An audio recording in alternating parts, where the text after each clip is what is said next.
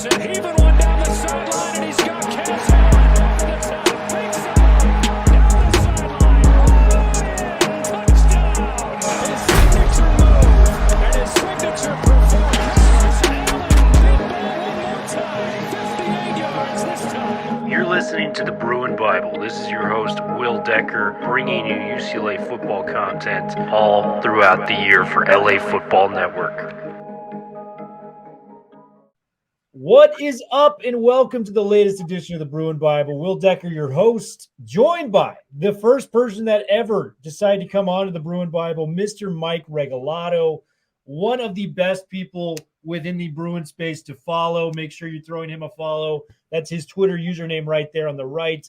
Iron Mike, what is going on, brother? It's great to see you as always, man. Thank you, sir. That was a great introduction, and I got to say,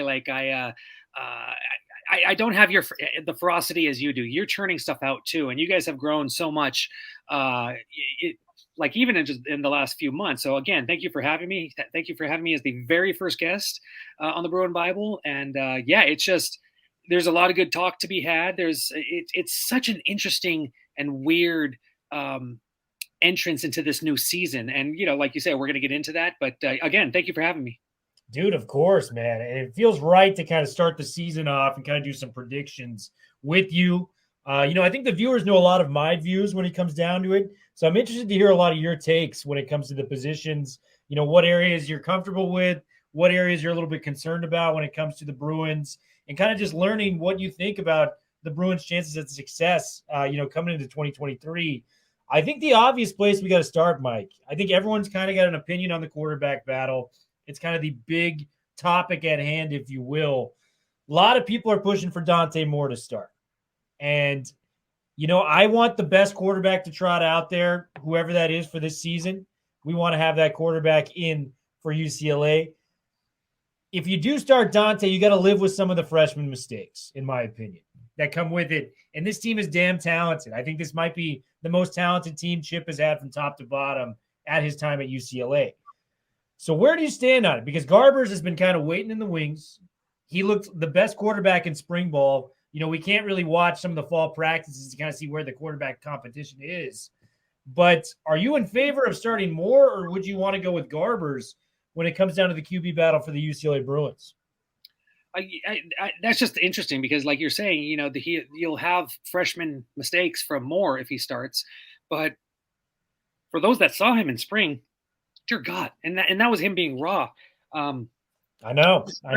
To Division I football, but still, the fact that he looked like one of the two best quarterbacks in spring. 17 years old. A lot, yeah. And as you said, we're not able to see. We see them throwing, 5-yard outs. Fake handoff. In drills, 5-yard out. So that doesn't give us a lot. Occasionally, they'll have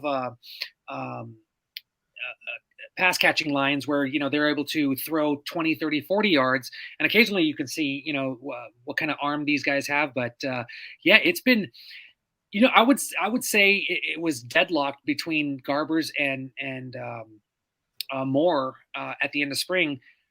But just seeing what Schlee has done, seeing some of the videos that UCLA football puts out, seeing what Justin Martin can do, that kid is fast. He's very versatile.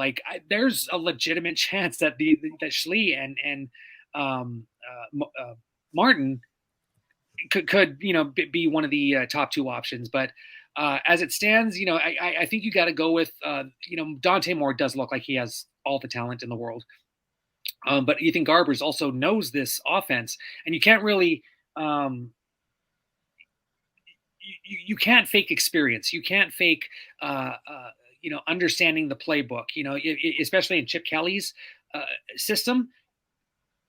I've asked so many players this fall camp about what especially guys like Carson Steele, Josiah Norwood, the receivers, like how hard is it to pick up this playbook? And a lot of them are like, it's difficult, but they do a really good job from what they say, they do a really good job of breaking it down and getting them to understand exactly what is needed for this offense to hum. And you said it, excuse me, you said it earlier. there's a possibility this could be a much more talented team than last year. And that says a lot considering they had DTR, who's killing it with the Browns. It's my boy. And Zach Charbonnet, who's just smashing fools. It's like this guy's a rookie, and he's like just pounding dudes. So how do you replace that? Well, there's talent among the quarterbacks. There's talent with the running backs. And I have faith in Tim Drevno getting that offensive line together. So, yeah, a lot of questions, but nothing. We don't have the questions that we did like maybe in year 1 or 2. Like, how are they going to, how's the offensive line going to work? Who's going to be a quarter? Oh, are they going to be able to get their reads? No, we're way beyond that. Chip Kelly has a deep roster, and he's been working on it for 5 years. Even the transfers, they'll get a chance. I mean, look at what he's done with transfers so far. It's just been amazing. Yeah, I mean, you look at what they've done with the transfers, whether it's Charbonnet, whether it's Latu, whether it's Sturdivant, who we're going to be able to see for the first time. It's going to be a long process for UCLA this year, and just seeing how we can roll out these guys, and a long process for defenses to kind of evaluate what they can bring to the table. So you've kind of been interacting with Chip, on these practices and things like that. Give me your gut feeling. Like, who are some of the players that have stood out to Chip that he's kind of mentioned in reference? He doesn't give away a lot, but you've been around him, for years at this point. You have your inklings, your intuitions, if you will, on some of the players that Chip is impressed with. Who are those players and what? TJ Harden comes up a lot. And actually a lot of the, obviously Carson Steele with everything that he did. But just from, if you haven't been, for anybody that hasn't been reading, listening, watching UCLA football content like the LA, the Bruin Bible, the What's Bruin Show, Bro 24/7 Sports, right? All of them, LA Times. There was all a consensus that that Carson Steele wasn't there yet, and even he kind of admitted it too, especially in fall. He goes, he's getting it, but it did take a while for him to understand it, which is even more understandable why TJ Harden it just was looking so damn good. But then you have the thing about, especially with, again, with transfers, you have Steele, you get Anthony Atkins, another huge dude, like an almost fullback like a force. And, I was kind of like looking at the comparisons. They are so much bigger this year than last year. I think I should have brought up the stats. It was something like, I think they have 9 players that are over 200 pounds, whereas opposed to last year, they had 6. Last year, I think maybe they had 2 or 3 guys who were over 6 foot and over 225 pounds. This year they have something like 7, something like that. So they are clearly bigger. That's something that Chip Kelly has addressed. He goes, he said, we basically want everyone to look like Deshaun Foster. And I'm like, there you go. You cannot lose with that. So it's just been, just interesting to seeing, not only who he talks about, but how he talks about him, how they're understanding what they need help with. He's huge on Latu, but he kind of talks about him like, you guys already know about him. He's a great football player. Here are other guys that are doing really well, like Darius Moisow. He's talked about him, who I think is going to be huge. Yeah. And like Devin Kirkwood, Jordan Anderson, guys who he's all just not just touched upon, but really goes in depth into why they're doing well, or why it won't take long for them to do well. Yeah, that's good to hear about Kirkwood too, because I think if he can ascend to closer to his ceiling as a player at UCLA, that's going to help the secondary, because I think he's got the highest ceiling of any of those players back there on the backside. You alluded to it earlier, the offensive line. People have their questions and concerns when it comes down to it. It's hard to replace guys like Gaines and Mafi on the guard positions. Those are NFL players, guys that were ranked 2 of the top 10 guards in the entire country last year, according to PFF and their grading system. So where do you stand on the offensive line? We were able to get Spencer Holsteed, who's out there, Jake Wiley transferring from Colorado, Kadir Kauna, offensive lineman from Old Dominion coming in there. And then we got the Duke Clemens and the Garrett DeGiorgios coming back into the fold. But outside of those guys, the thing that I'm worried about the most is the depth behind the offensive line. A lot of unproven talent back there. Yeah. I loved the job Tim Drevno did last year, but I think he's got his work cut out for him this year as a Tim Drevno believer. Where do you stand on this offensive line, Mike? I became a believer last year.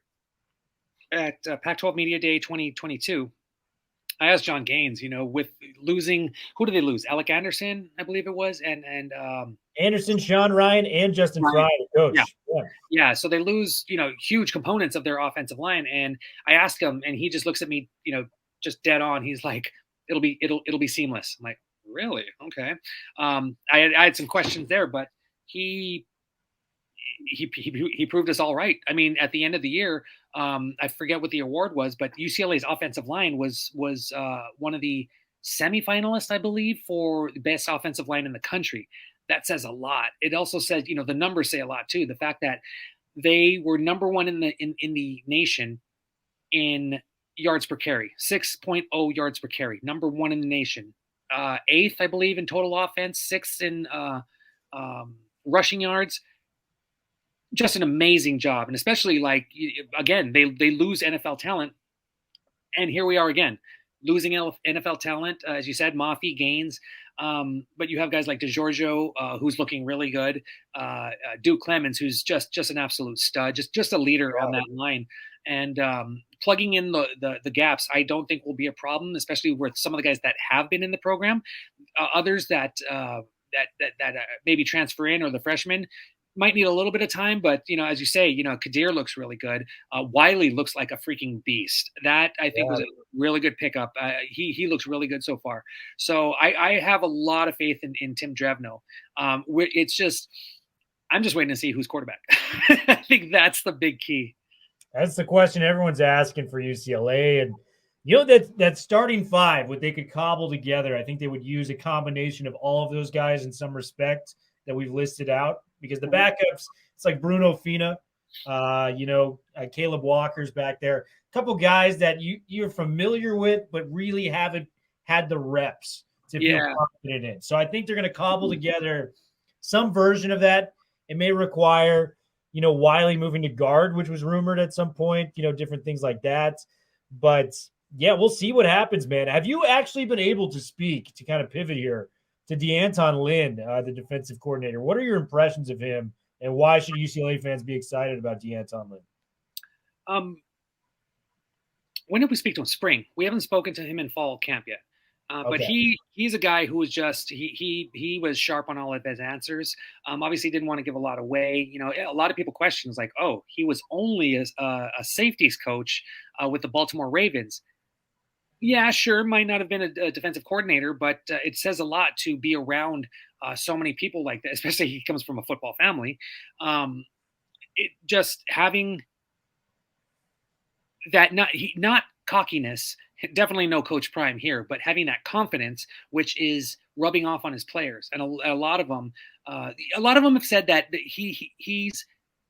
they're basically running the same defense, just with a few tweaks here and there. And the tweaks that he's bringing, at least according to the guys, seem favorable to improving the overall,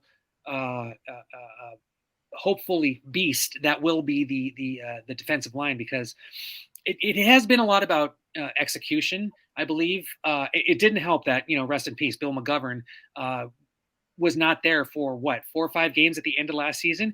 They were doing something. They were doing really good, and the defense kind of dropped off. And it is a little tough to have coaching by committee. When now that we know, he unfortunately had cancer. I'm sure the coaches had that in the back of their mind too. Like, oh, damn, we'll pull this out for you. Unfortunately, on the field, it didn't happen. But one thing you can't, I think I said this earlier too. One thing you can't develop, you can't just have, is experience. You need to go through that. I guess you can develop that, but to have that experience, to have that game by game workflow, that consistency is huge. And UCLA is returning so many guys. I am so excited for this defensive line. The edges, Murphy's, Latu, Carl Jones looks swole, dude. He looks huge.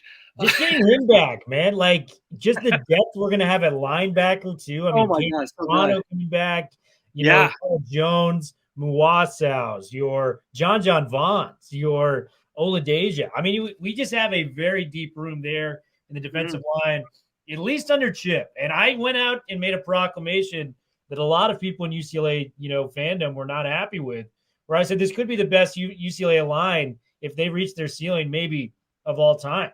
And a lot of people point back to 2013 and different things like that, 2014, 15. They had a lot of NFL talent. Mm. But what I would argue on that is Eddie Vanderdoes missed the entire season, if you may remember. Yeah. He played one game. He played one game. So you do have your Datone Jones. Kenny Clark, not going to take anything away from that. Kenny Clark, absolute stud at UCLA. Yeah. We obviously know what Anthony Barr did. But in terms of production, I'm not talking about NFL talent, but production. Well, we're talking about the best line as a college unit, not what they did in the pros. Yeah. I think this unit can really do something special this year. I think Toya is going to have a breakout season. Keanu Williams, Gary Smith's coming back. Gary Smith is a rotational defensive tackle, not even starting. That's a win right there. That's a great player. Yeah. Murphy twins, as you mentioned, and Latu. Who's to say this guy missed 2 straight years, Mike, of playing football and rolled out a double-digit sack season. Who's to say he can't even outperform that this season? So talk to me about the defensive line, because I'm over the moon about what they can potentially bring. Yeah, because you have, you talked about it. Like the defensive line as it is, its strength are the edges. You just have 4 guys who will get after it and are going to get after it. And,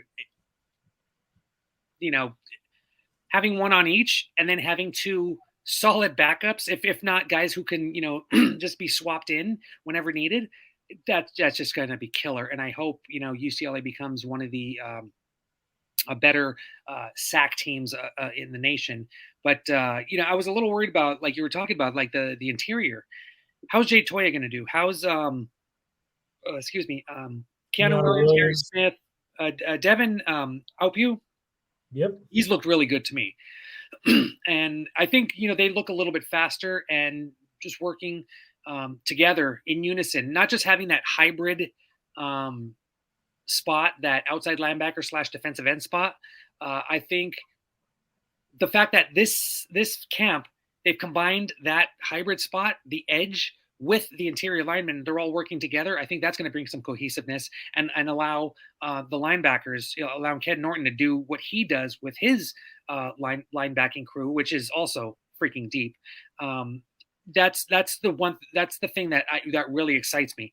This team has been together. A lot of these guys have been together 1, 2, maybe 3 seasons, and there's so much experience. And having Danton Lynn come in and put it all together, I think that might be the missing piece. I'm not saying that they're going to be elite, but I'm predicting that they're going to be not just over 100 in the rankings, but I think they could be like in the 50s, 40s, 50s. I think this is going to be the best defense that Chip has had. Just knowing what the front 7 is, banking on the second. I mean, I've said this for the past few years, but Jalen Davies really came alive at the end of last season.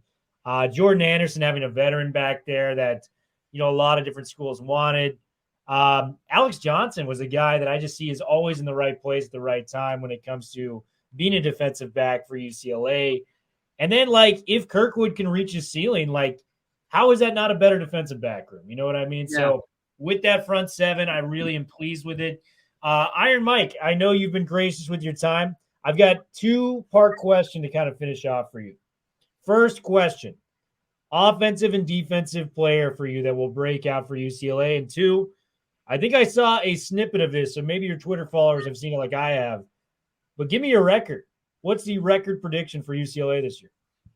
Let me go with the offensive defensive players. I really think TJ Harden is going to have one hell of a year. I think he's just going to, I don't want to say get Heisman recognition, but just from what we saw in the last 2 games, I think, what was it? He had something like maybe 150 total yards in those last 2 games last season out of 250 for the season. He really came out, had like a breakout party those last 2 games and is just looking the part, in both of these last 2 camps. So I think he's going to be the offensive guy, if not like Garbers or more, who just comes out and just like tears apart, the Pac-12. But I'm going with TJ Harden for offense. Defense, got to go with the boy Latu. Just such a great story. Came back from a medical red shirt, was comeback player of the year. And as you said, he had a double-digit sacks, 10.5, 12.5 tackles for a loss. what was he, 6th in the nation in sacks per game.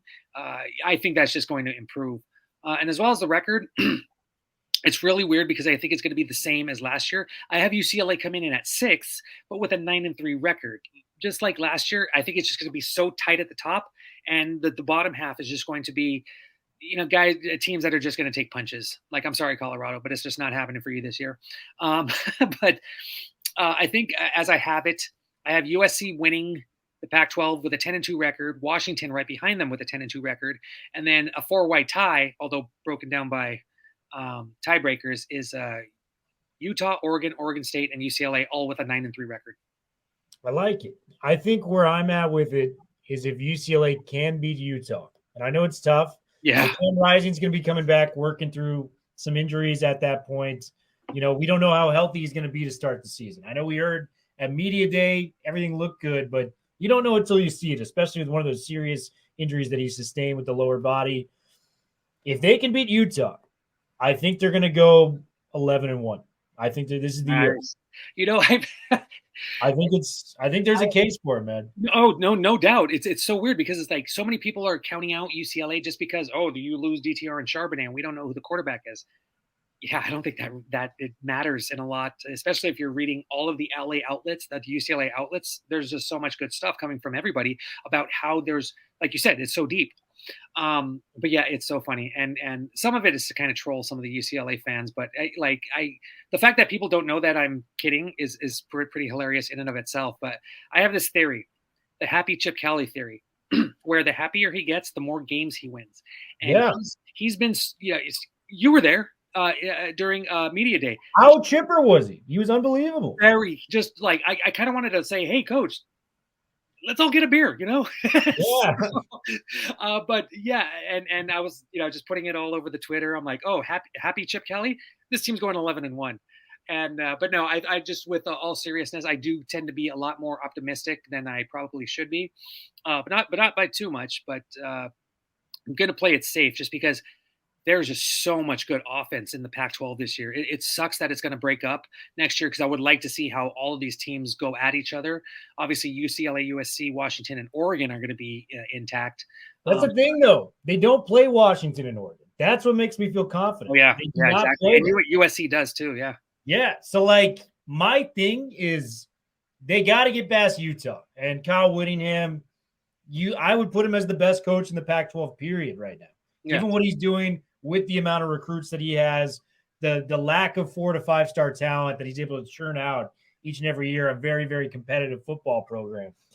If they escape that, they're 11-1. If they lose that game, I'm with you on the 9-3 prediction. I think that's more of a fair estimate, especially with Moore, because as great as Dante Moore is, I think we have to be a little realistic as well for a first-year starter.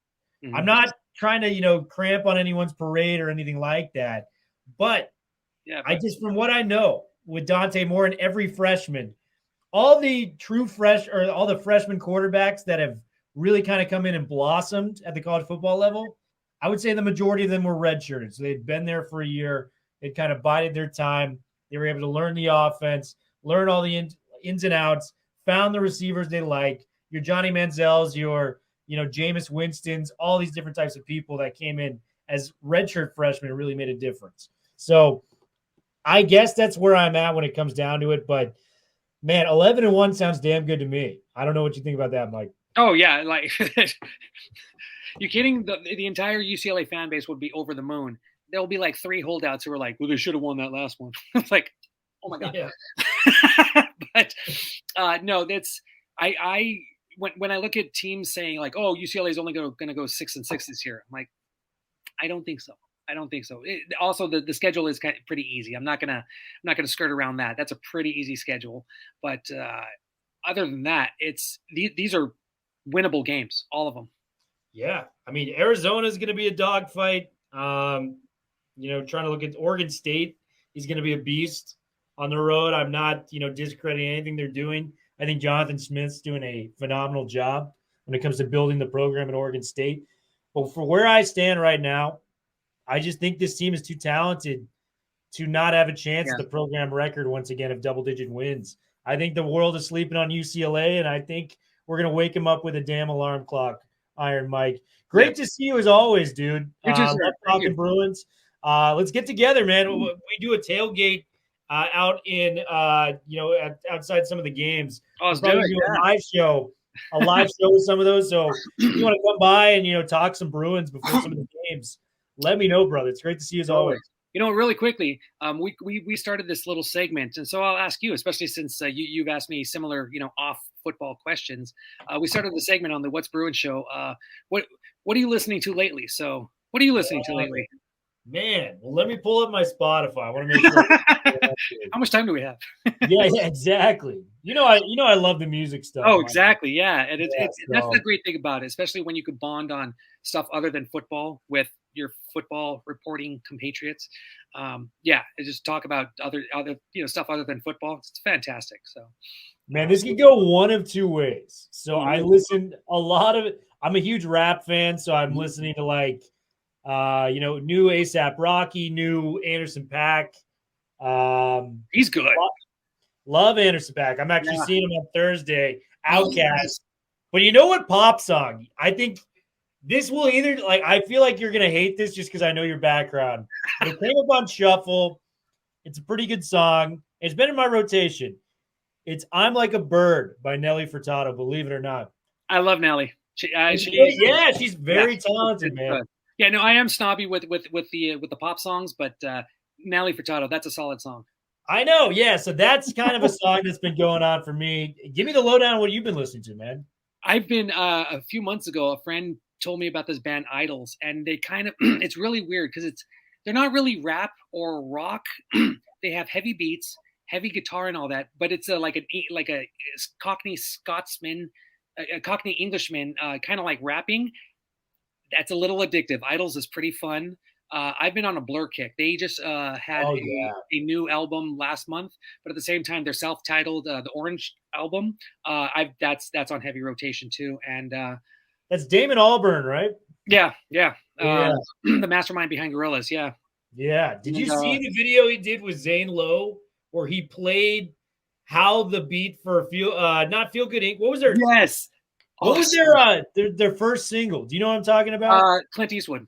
Yeah, Clint Eastwood. Do you see how he made that? He had like a pre-recorded machine where he kind of freestyle. It was so cool. That was it? Yeah, that was awesome. That was pretty cool. Zane Lowe's mind just exploded in the room. Exactly. Cool. But dude, great to see you as always, man. Let's listen to some music soon. Let's get the Bruins going this season. Say what up to Jake for me, and let's get on the show sometime soon again. Will do. Awesome. Well, Bruin Bible, we are officially out. Have a great rest of your evening. Look forward to speaking with you guys soon. Bruin Bible listeners, we've got a special sponsor for today's episode. It is AG1. AG1 has been something that I've really enjoyed using in my spare time. 75 high-quality vitamins, minerals, and whole source food nutrients in one scoop that you can use into your water. You stir it up. I use it before my workouts, before I start my day, and it has totally given me the energy I need to do the little things in life, like going to work, getting extra, an extra boost, a second wind, if you will, for a workout. Before I play pickleball with my friends, it puts you in a good spirit of mind, and you're doing the healthiest possible thing by putting AG1 in your body. Make sure to check us out and get a special deal with the Bruin Bible. It's www.drinkag1.com/Bruin Bible to get the special deal that we provide. Once again, www.drinkag1.com/Bruin Bible to get that special deal. Now, back to the Bruin Bible.